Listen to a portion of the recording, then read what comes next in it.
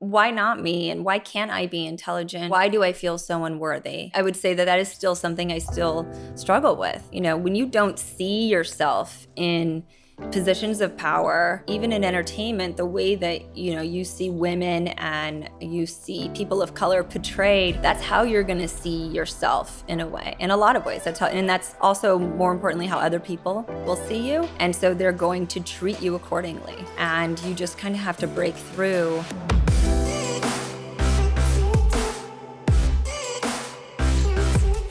Hey everyone, welcome back to On Purpose, the #1 health podcast in the world. Thanks to each and every single one of you who come back every week to listen, learn, and grow. I'm so proud of the amazing community that we've developed over the last 2 years. And I appreciate all your reviews, all your comments on Instagram, and everything that you share with your friends and family. Now, today's guest is someone who was actually on my original list that I wanted to interview when I first launched the podcast 2 years ago. I've been a big fan of hers throughout her whole career and all the different transitions that she's been through. I'm speaking about none other than Jessica Alba. Jessica, thank you so much for joining the podcast today and for doing this with me. I'm genuinely so happy to be with you.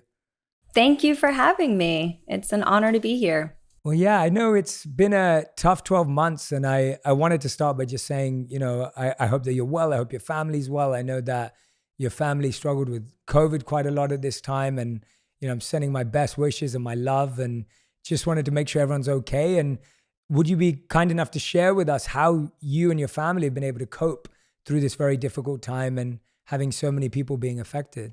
I basically got it from being in a small juice shop. And there was one other person in there that was sick, obviously. And so that's how I got it. And I was one of those fortunate cases where it wasn't, severe symptoms. And it, truly isolating and being careful and wearing a mask really does keep other people safe. And even in my own home, that was the case. You have to wear a mask around, especially elderly people. And you just have to be safe and you just have to get vaccinated. So it's not worth it, I can say, just based off of what happened to my family, it's just not worth it. And if you can get vaccinated, I highly recommend it, just to in any way keep yourself from getting as sick as people did in my family. Yeah, well, we're sending our prayers and love to you, Jessica, and everyone in your family and everyone Thank you. Who's listening and watching who also lost someone during this time. And, I've shared some of my stories on the podcast of people that I lost as well. So thank you for sharing that really important message, Jessica, as well from your experience. You've played so many roles in your life. You're an actor, you're an entrepreneur, you're a mother, you're a family person. You play so many roles. What I'm interested in is which one of these roles has created the greatest growth and development in your life? Which role has had the biggest impact on you as an individual, Jessica? I would say all of it, right? Every stage of my life, I feel like I've always had, I think you have to have the mindset or the mental for, wanting to evolve and wanting to get better. And I think I was just born with that, right?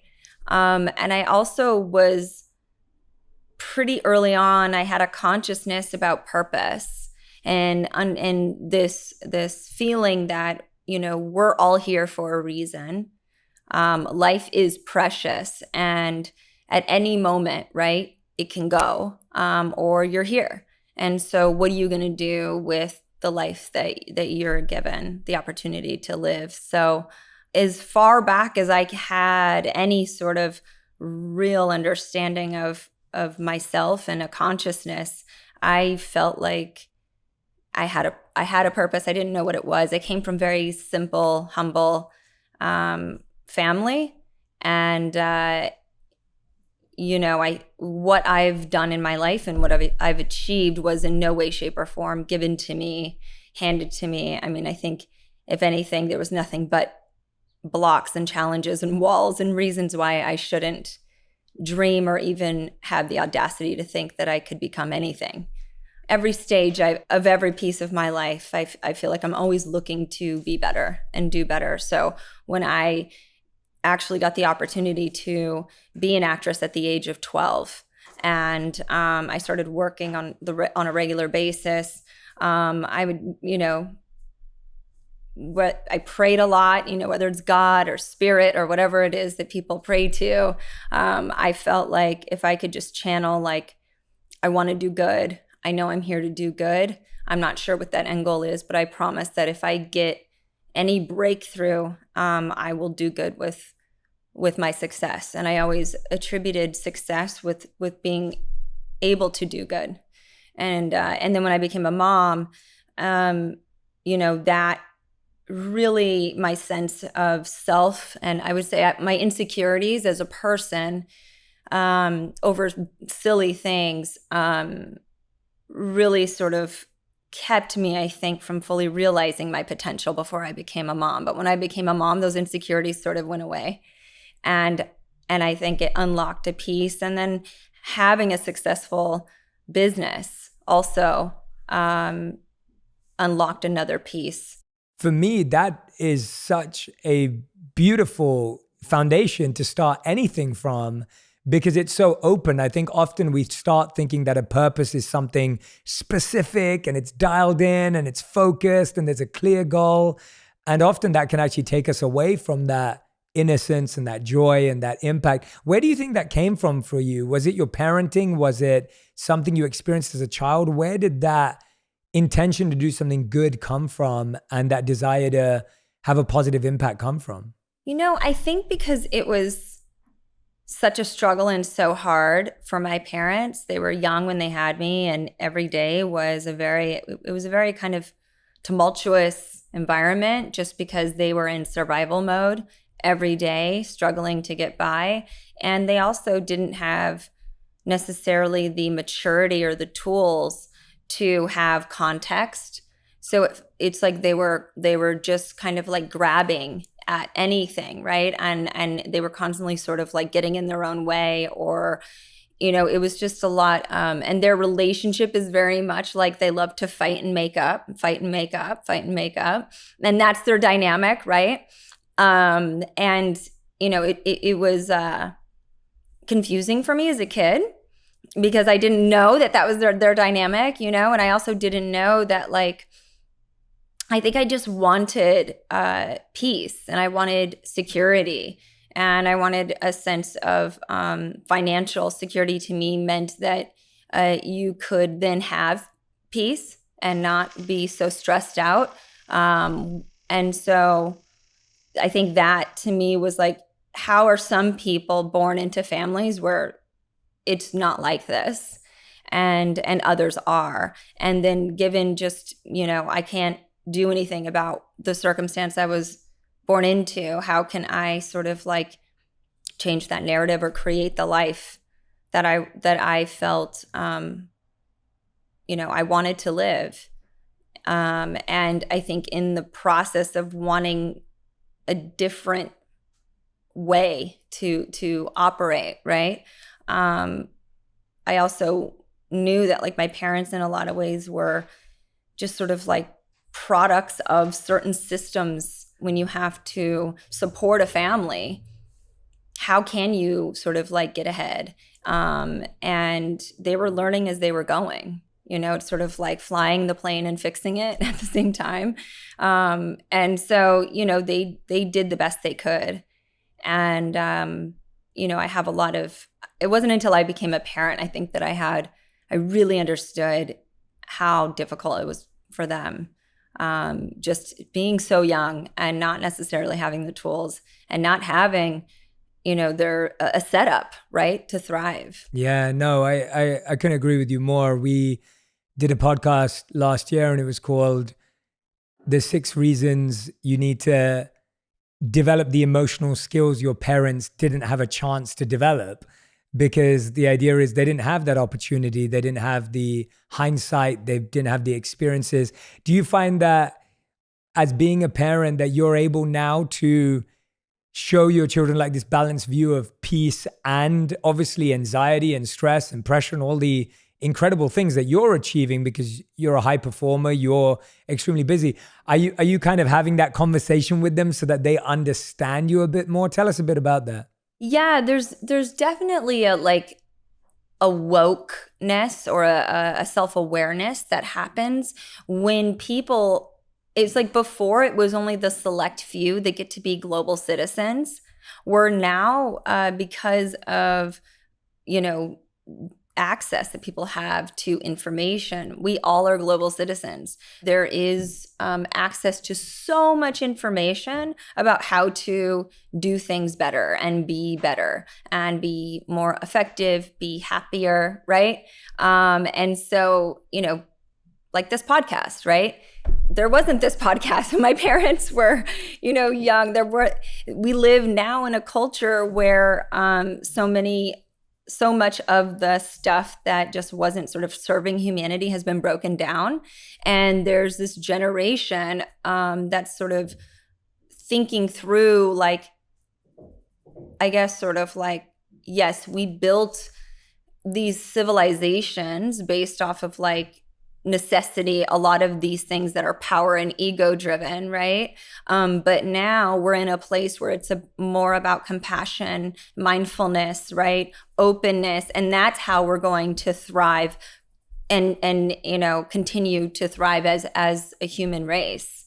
And so I think, for my kids, I try to exemplify whatever that is. And at the same time, they are very aware of my faults, right? They're very aware that I, get stressed and I, get irritable and I don't sleep enough and all of those things. But, we have a dialogue about it. And I try to create a space of compassion, obviously for them, but also, just for them to sort of like know that I'm at least trying, It's a wonderful thing. I think if children know that you're trying, like you said, kids are so self-aware. I don't have children yet with my wife, but we plan on having them. And I can only look at it from seeing my friends or having been a child myself and always wondering like,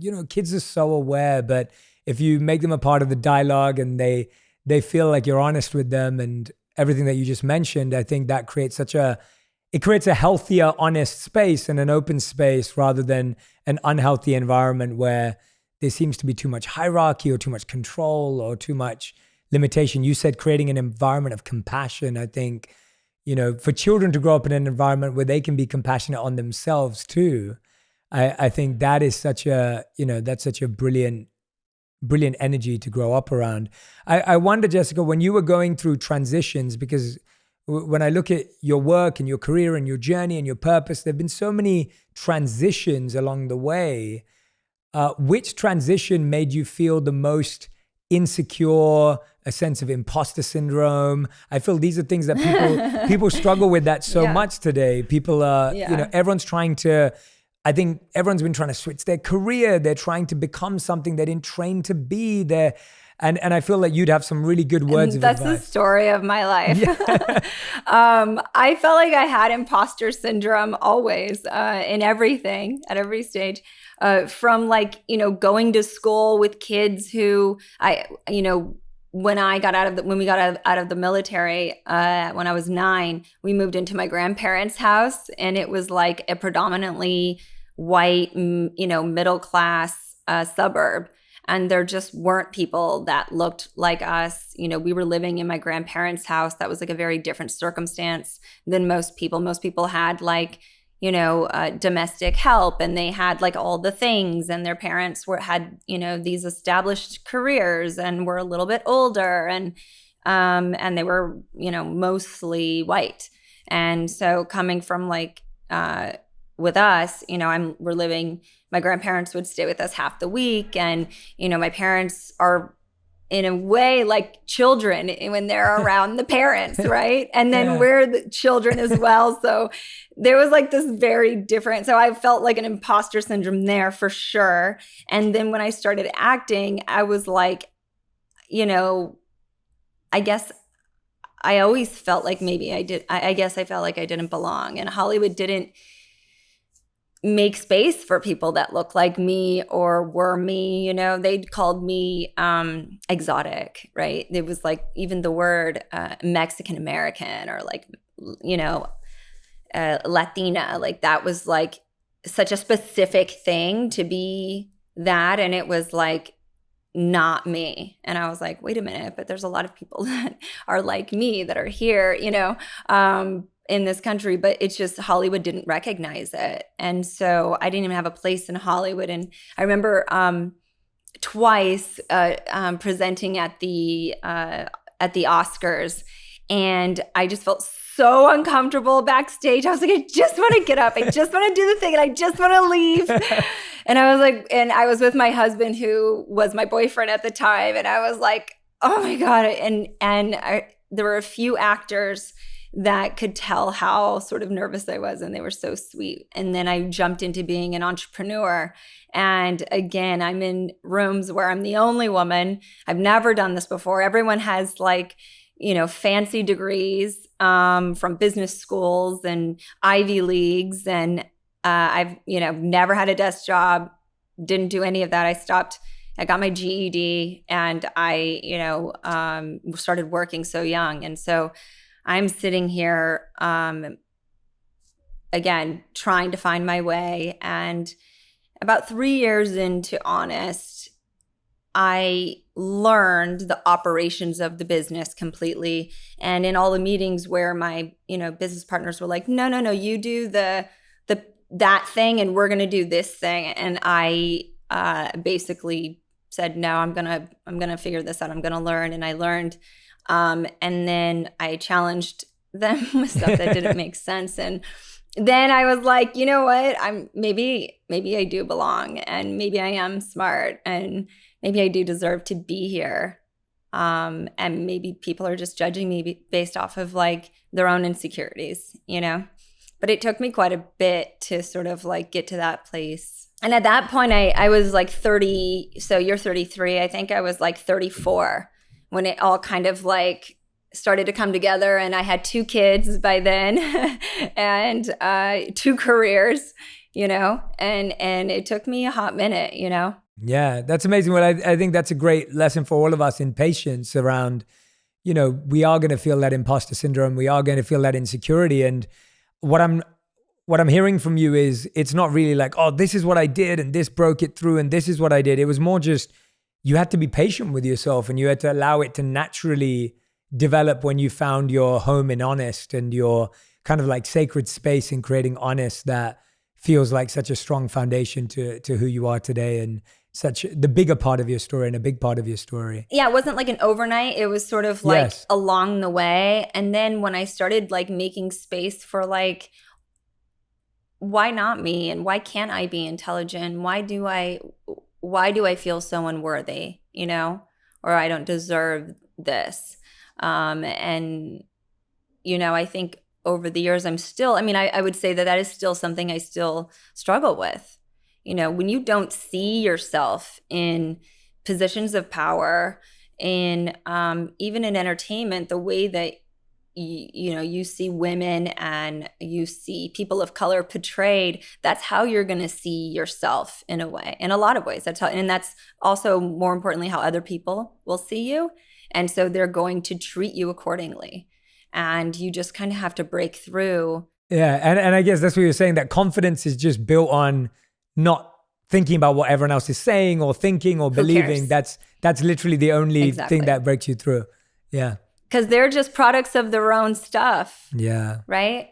Yeah. Everyone's living in their own echo chambers and their own ceilings and their own. Yeah, absolutely. Absolutely. Obviously you called your company The Honest Company. I was interested to ask you something I hope you've never been asked before, but around the idea of, you know, what's the most difficult thing you've had to be honest with someone about? You know, when has it been most difficult to be honest with someone? Because it's such a beautiful value and beautiful quality, but at the same time, it can be a really hard quality to practice. And I don't just mean in your company, I mean just generally, like tell us how you handle that when you have to really be honest with someone, but it's a challenge. I've learned, I think, over the years how to, probably starting with myself. It's like that inner dialogue of how you talk about yourself, and how you sort of like treat yourself, and give space for yourself. And when I started speaking honestly to myself and being real with myself in a kind way, it helped, then me do that with everyone around me, right? But when my inner dialogue is so like boom, boom, boom, like harsh, then that's the way the honesty comes out, right? With the way that I communicate and interact with other folks. It's a beautiful value, to be honest, but I think it can be, like you said, tough to take when it's delivered, through the lens of harshness. What's been the most difficult thing about honesty? I mean, I don't know. I actually really love honesty. And for me, it's sort of the starting point to being able to then move forward. If you don't have that clarity of honesty of any situation or circumstance, then you're just living in a delusion. Then it's hard to like grasp. You're sort of on shaky ground. It feels like a solid foundation to then move from. Yeah, absolutely. No, I couldn't agree with you more. I love the idea of the more honest we are with ourselves, the easier it is to be honest with others. And I think honesty is something that we often say we want, but then when we receive it, we're like, no, don't tell me that. We kind of have this, like you said, the double-edged sword is a perfect way of describing it as a value and quality, because often people will say, oh, I wish people were more honest with me. I wish people would tell me the truth.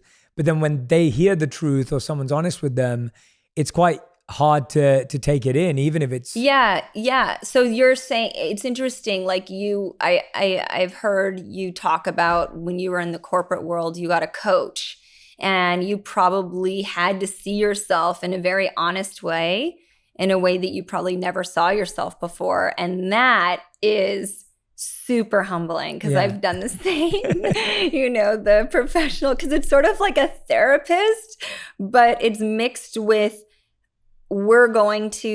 therapy sometimes feels like it's an endless sort of winding road and This is like therapy with a goal. Coaching in the corporate world is definitely more forward facing. It's more building, it's more development, and it's taking you somewhere. And I've always been grateful to surround myself with coaches and experts and mentors in specific areas, so that they can be honest with me with the area that they are knowledgeable in or have wisdom and experience in. Have you found good mentors in your life? How did you find them? Or do you find that you've had to kind of learn along the way? What's been your journey with that, with coaching, mentors, and outside help and support? It's weird, like when I put the energy out there that I'm open to learn, and I have like an awareness of like something that needs to be worked on, it's like the universe brings them in. They bring in the people or the circumstances or the relationships or the conversations, right? And it's not just one thing, it's sort of multiple things, right? It could be like a pattern that my daughter and I are having. And then it's also like I have a conversation with a friend who's, going through an illness, and it hits it there again. And then I go to the doctor, and my doctor brings up the same thing, and you're just like, okay, the dots are connecting. The spirit guides are coming in and helping me here. Whatever that is, God, spirit. And so I think, if you're open to being better and evolving, the universe will align to bring you all of those teachers, right? And I think there's also like, you talk about meditation, but there's also whatever that meditation is for someone, just to like give yourself the space to sort of like sit and try to focus on that, on sort of like the stillness which is very hard for, I think, type A people to like be still. Well, you sound like from what you're sharing, you sound completely like a spiritual type A person. In a good way, in a good way. And, I can hear that, while you've been speaking, the language you use just so naturally flows between spirit and strategy and effort and energy. Like, it's like you're in between both of those. Like, you've used words and language from both a spiritual and a strategic sense. And I wonder where that, being that little girl at 12 years old who was praying and didn't know even what to, and saying, oh, I hope I can do good in the world. Like, now that you've seen the universe, God, whatever you want to call it, reciprocate with you, and you've felt that, how much more strength does that give you in that process? I want to hear a bit about maybe that spiritual side that you shared earlier on. When you've seen that being returned in you trying to do good, how does that feel? It sort of like reassures me that like the journey is real, in those sort of like trusting my gut and having it's sort of like putting in the work. Then when the opportunities arise, you can then be there and be ready for it, but you have to put in the work and prepare. And so I think I was so focused on putting in the work, and I never knew. I was like, are the opportunities ever going to arise? Who knows? But it's true that when you put in the work and you're trying, you will get those opportunities to progress. And doors will open if you're being honest with yourself, right? And being authentic. And so for me, I think before it was sort of like, I think this is it. I think this is how this works. Where now I'm like, I know this is how this works. So then it gives me sort of peace of mind that also it doesn't have to be such a grind and such a struggle. And my world used to be very black and white, and I live much more in the gray area now. And where I was like all or nothing, I'm trying to be a bit more soft in my approach, and more of a warm hug than a strong punch, which is what I used to be. Do you think that's natural in like the journey of like building something to then having built something successful, of course? Do you think that's natural? Do you think that transition of that hard punch to that warm hug, as you said it, feels like a natural transition, and it kind of has to go in that order? Or do you feel not everyone has to do it that way? Is that... I don't think people have to do it that way. That was just my way, right? It's your life circumstance, right? And your fight or flight mode and your survival sort of instincts that is really sort of like how you cope or deal with things. I appreciate what got me here, but I know it's not going to take me to that next stage. And I don't think everyone's journey is the same. But I do think that anyone who seeks to be successful in life has to have relentless perseverance.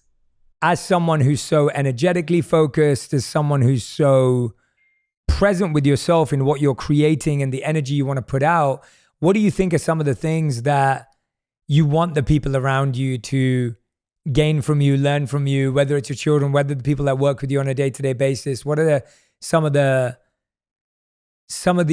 exchanges and values that you're hoping that you can give out to people? I don't know. I feel like I'm not there yet. I actually listening to you and you, let's put it this way. I feel uncomfortable even saying that I have fans. And I'm in entertainment, and that's like a normal, and I don't know, it just makes me feel like, wait, what? Being forward or progressive or thinking ahead of like, what is the impact that I want to have on people that are around me on the daily is maybe like my next my next thing to think about Yeah. or process. Because I feel like, I don't know, I've been so focused on all of the other things. I think the thing that I do intuitively is I see people's potential and I see who they could be. And not, and I think I'm learning how to deliver that when people are ready, because people aren't always ready for it, right? People aren't always like ready to or willing or wanting even to reach their full potential or to be their best self. But I see sort of like the shining bright light of someone's potential, and it's so clear to me when I see people that that's what I see in them. I see this other side of themselves, and I interface with them in that way. But that isn't always like what they're actually ready for. But I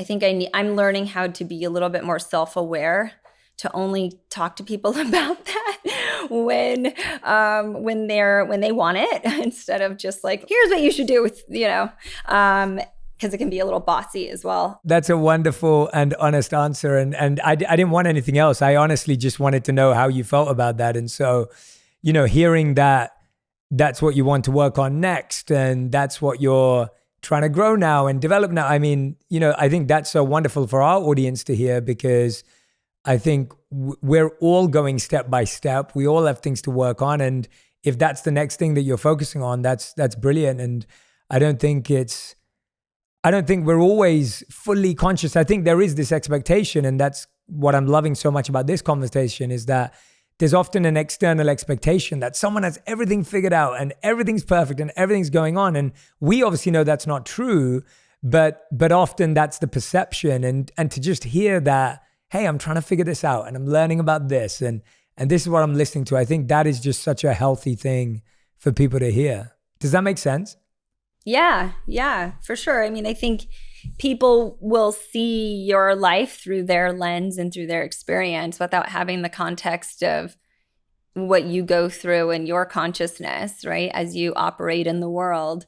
I look at like Jeff Bezos and I'm like, that guy's got it figured out, like he seems really happy. He's going to space. Or Richard Branson, and I'm like, they're so accomplished. They've like multiple times have gotten hit after hit after hit of like goodness and business. And they also are like, doing good with their platform, like it's like I don't know. And so for me, I guess, I could see how through my experience, I project onto others. And so I could see how that could happen. Yeah. I love hearing that, at every stage, we're all projecting onto someone else. And I'm sure, I don't know Jeff Bezos, but I'm guessing that you can do it in business. And then now you're looking at another industry and you're looking at an athlete or you're looking at an actor or a musician But he's also just like he feels like a very joyful person, just like a happy guy, And that's like, to me, I'm like, I love seeing happy people. I'm like, yes. I will let you know once we have him on the podcast. Definitely. I'll let you know. But tell me about, have you ever struggled with, or have you ever worked through perfectionism? I feel like being a perfectionist is something that happens in art. It happens in business. It happens as a CEO, as an entrepreneur. Tell us a bit about that, because I think my audience and community often ask me this, and I'd love to hear your opinion on this. It's, like I'm struggling with, being a perfectionist and getting things perfect and getting things right. Tell us about your journey with perfectionism. I am 100% a detail-oriented perfectionist, but I would say that oftentimes that's used as an excuse to not actually do anything, because you're constantly tweaking something before you just do it and commit. And my partner at Honest, my CEO, he dropped this really amazing nugget like early on, like a month into us working together, when he came on to be the CEO of Honest, and he was like, it's the 80-20 rule. Like it should be 80% there, and 20%, whatever, it's not right, it's not totally buttoned up, but you're going to learn so much once you put it out there, and you're going to have to sort of be malleable enough to sort of like tweak and change as you go from there. But you just have to like put it out there and try it before you even really know, because you could be perfecting and all these details matter so much, but then you put it out there and you were putting all of your energy into the wrong thing, right? No one cares at the end of the day about all those things that you cared so much about. And so I think you should be a detail-oriented person, and you should have a point of view, and you should have like conviction about your point of view, because we're not robots, right? That's what matters. But at the end of the day, it can't hinder you from putting yourself out there or trying something or innovating, Yeah, absolutely. I think that's a great piece of advice, and hearing that early on, I'm sure made a big difference to your path and to your journey. And just a couple of seconds ago, you said you love happy people, and I was wondering what you think some habits that you've seen in the happy people that you've known, the people that you've met around you in your own life. What are some of the happy habits that you think happy people have? Habits that you seem happy. From my perspective, and in this conversation, you've laughed a ton and smiled a ton, and you're not taking everything too seriously and allow yourself. So tell me a bit about what are the happiness habits that you think that you've practiced, and ones that you've seen even in the people around you that you admire and aspire for. Yeah, it's interesting. Like, to me, happiness is more like it looks like a glow, like an energy. It's more of like an energy, for me, association. Like, children are very, they're like these bubbles of light. They just sort of like, you can see these little like light auras. You can see their aura, just these like golden bright white lights of you can see that happiness, right? And you can feel when someone is just like cool with themselves and just happy, and they emit this positive energy. We're all energy, right? That's science, right? We're all negative and positive energy, but if you are putting more positive, that's what's going to emit from you, your sort of energy field, right? There's like, it was interesting. My niece, when she was 10 or 11, she did something for the science fair, and she's like a devastatingly beautiful girl and like wickedly talented, but she's very shy. And she did this science experiment that she got into, like some science fair, and she basically took two plants, and one plant she gave loving words to, and the other plant she said hateful words to. And in like a few days, the same plant, treated the same way, with the same water, same light, everything, the one with the negative energy, or the negative words, it died. Like, it literally was like the soil dried up, it died, it was done. And the other one was like growing, like flourishing. And it's just so true that you emit this such positivity and love, right? So happiness to me looks like love and light. And I don't know, sometimes people are just quiet and you can see it. Yeah. I think you're right. And I love that. I love that she chose to do that experiment. That's amazing. What a wonderful experiment to do. And yeah, for like a little girl too, Yeah, it's really cool. such a special experiment, and to kind of get that proof so early on in life that energy is real, and what we say to ourselves is real, and what we say to others is real. You said earlier, and I love this answer that you gave when I asked you about, what energy do you want to give out to people, and you actually flipped it on its head, and it was a great answer. Is that you were like, well, actually, I just notice potential in people, and I was wondering, when you see someone who you see potential in, but they don't see potential in themselves. How do you respond to that? I'm sure you meet people like that all the time where you see that. I used to be relentless about pushing people towards it, and they then built up a sort of defense with me because it was like they weren't ready for it. And so I've learned over the years to maybe just keep it to myself and kind of like nudge people and more like ask questions and let them come to it themselves. Cause like the more they feel like it was their idea and you just sort of like serve up the prompts for them to sort of think about it and reflect on it. And they're either going to bite and be into it or they're not. And that's their journey. And like, even though they're not happy, even though they're stuck, even though like it could be so much better. But if that's their life choice, you kind of have to also respect the journey, Yeah, definitely. You've said a few times, another pattern that I'm hearing is, and I really appreciate it, is your approach to like just not forcing people to change or not judging someone or not making someone feel like you're preaching to them or teaching them or coaching them. Like I can see that from your approach. That's not how you think about it. And you really want people to come to things at their own time and in their own pace and even in their own way, that it's their idea, as you just said.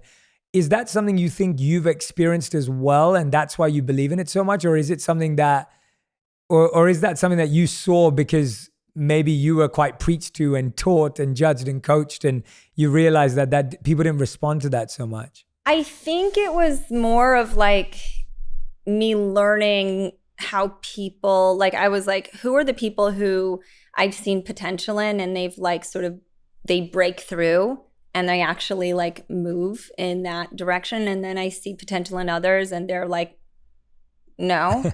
And so I guess it's just being mindful of maybe it's my kids.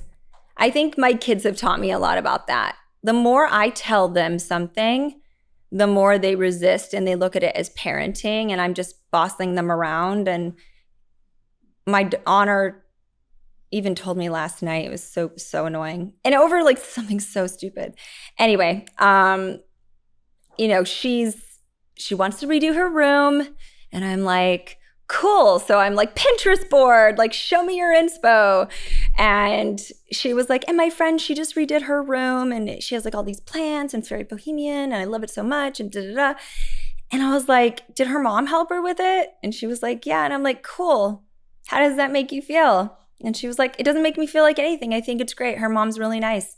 And I was like, cool. And she was like, Mom, I just want this to be my project and I don't want you to tell me what to do, or I don't want your advice on, what you like. She's like, I want to come to these thoughts on my own, and she's like, she's so sweet, her little soul, but she's, the way she puts it to me, it just makes it so clear how people process. Right. Yeah. And so that's how I get a lot of my lessons, is just the way that my oldest especially reacts off of me on simple things, and then you can kind of apply it to more complex things. Yeah, definitely. I love that example. I think it's amazing. I think that's partly why whenever I talk about children, I'm like, yeah, you've got to be ready to, whenever I think about having kids, I'm always saying to myself, I've got to be ready to be humbled and taught and coached by them and have to learn by them. Yeah. And if I'm not ready for that, then it's not the right time yet. I just don't know if you're ever ready or not ready. I don't know. I just kind of feel like your kids choose you because they're going through their journey, right? And your souls sort of like choose each other in a way at the right time. I spoke to this woman. She's a seer. And I see her once a year as sort of like a gift to myself. And she talked about my son for, 7 years before he came. Like she saw him, and there was another one in France who also saw him. And they described him perfectly. And they're like, it's not the right time. Like he's going to come at this time. And this is the dynamic of your relationship with your husband and then your other two. And that's when he's going to come in. And they were right. spiritually, we were all in such a different place, and our family dynamic was in such a different place when he came through. But they saw him like waiting. And I was like, meanwhile, I was like, I am not having 2 more kids, and then I was like, I'm not having 1 more kid. And so it's interesting how they sort of choose you and they're waiting for the right time. Absolutely. Thank you so much for sharing that. I absolutely love that message. And it's wonderful to think that for people who are trying to be parents, who want to be parents, who are parents, to realize how much, children chose to be there and you somehow chose each other and your souls chose each other. I think that's absolutely wonderful. Jessica, I want to thank you for just being so incredible. For anyone who's listening to this, you will not know that we had technical issues and sound issues and all of this, but I just want to thank Jessica. Her energy did not wane. She did not change. She's just been wonderful throughout this whole episode and just been giving so many thoughtful and reflective answers. And I want to, honor you for that, Jessica, because it's hard when we're doing this through a screen and all the rest of it, but you've just been amazing. So thank you so much to you, and thank you to your team who's been, behind the scenes. But we end every episode with a final 5. These are the fast 5 questions. So each question has to be answered in 1 word to 1 sentence maximum. And so, Jessica, Alba, these are your fast 5. Are you ready? Mm-hmm. Okay, awesome. The first question is, what is the best advice you've ever received? Patience. What is the worst advice you have ever received? It can be more than 1 word. It can be a sentence. The worst advice is that you can't do it. Of course you can. Yeah, love that. Question number 3, your current purpose in life, the way you see it right now, the way you see what you're doing right now and why you're doing it. To channel light. Okay, question number 4, what's the first thing you do when you wake up in the morning and the last thing you do just before you go to bed? Check my calendar. True. It's a good answer. Both times. Yeah, both. It's a great answer. And question number 5, the last question I'm going to put you through the pain of answering is, if you could create 1 law that everyone in the world had to follow, what would it be? Compassion. Everyone has to be compassionate. Love that. Beautiful. Jessica, Alba, everyone. Thank you so much, Jessica, for sharing your wonderful, abundant energy. I'm so glad that this conversation went off in so many wonderfully spiritual directions, energy-based conversations. I'm really, really happy and thankful for your time. I really do hope we get to connect in person one day without all of the challenges of being digitally connected. But a big, big thank you to you. If you've been listening or watching wherever you are in the world right now, please make sure that you share your biggest insights on Instagram. Tag me and Jessica as well. We'd love to see what resonated with you, what wisdom's going to stay with you, and what you're going to try and practice this week. Thank you for tuning in again. And Jessica, a big thank you to you and your team again. Thank you. Thanks for having me. If you want even more videos just like this one, make sure you subscribe and click on the boxes over here. I'm also excited to let you know that you can now get my book, Think Like a Monk, from thinklikeamonkbook.com. Check below in the description to make sure you order today.